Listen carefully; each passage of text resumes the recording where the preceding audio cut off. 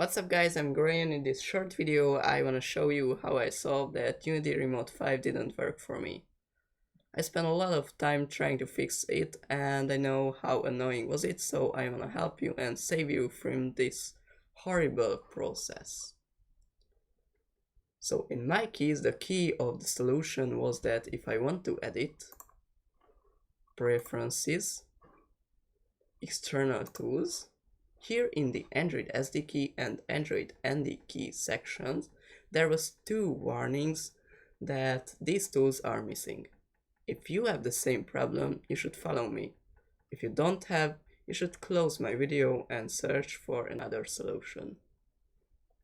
So, what are these two tools?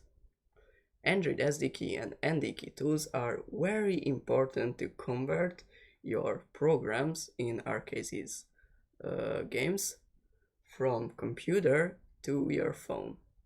So what can you do if you have the same problem? The first thing you should do is close Unity. Then open up Unity Hub. Then click on Installs. Then select the version you use. Click on the 3 points. Add modules. And here, near the Android build support, you can find an arrow you can open down. Voila! Here is the Android SDK and NDK tools. If you have the same problem I had, the Android SDK and NDK tools are unchecked.